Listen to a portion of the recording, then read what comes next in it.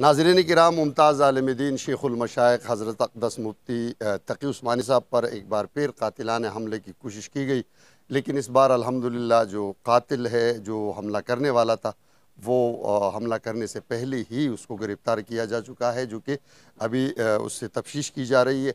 ज़राए का कहना है कि मुफ्ती तक़ी उस्मानी साहब पर हमला करने वाला ये जो मुजरिम है, इस हमले की कड़ी अभी उस हमले से मिलती जा रही है जो हमला तक़ी उस्मानी साहब पर कराची में एक बार किया गया था और अल्लाह ने उसको बचाया था। इस बार भी अल्लाह का बड़ा करम और बहुत शुक्र है कि तक़ी उस्मानी साहब जो है वो बच गए हैं और जो मुलज़िम है जिसको पकड़ा गया है उससे तफ्तीश जो है वो बाकायदा की जा रही है।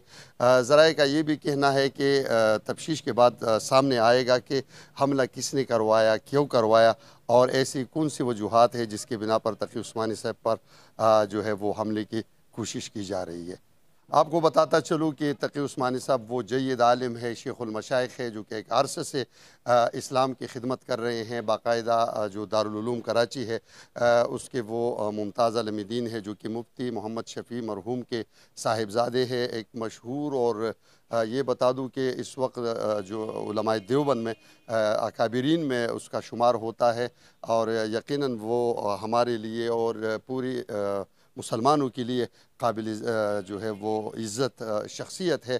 और इस तरह के हमले जो है वो मेरे ख़्याल में जो ज़राए का कहना है कि इस तरह के हमले इसलिए किए जा रहे हैं कि वो उनके जो हौसले है, जो हमेशा हक़ बात पर डटे रहते हैं, उसको नुकसान पहुंचाया जाए ताकि वो भी जो है वो हक़ ना बयान कर सके। लेकिन ऐसा हरगिज़ नहीं है। जो लोग ये मज़मूम मकासद रखते हैं, उलमाए किराम को ख़ामोश कराना चाहते हैं, उलमाए किराम जो हक़ की आवाज़ बुलंद करना चाहते हैं, हक़ का आलम उठाए हुए हैं, इंशाअल्लाह ये कारवा यूँ ही चलता रहेगा। और इन ज़ालिमों और इन जो जो लोग हैं जो ये चाहते हैं कि उलमाए किराम की जो हक़ की आवाज़ है वो दब जाएगी, ऐसा कभी नहीं होगा। और इन लोगों का ये ख्वाब जो है और ये जो सोच रहे हैं, इनकी ये सोच कभी भी कामयाब नहीं होगी। शुक्रिया।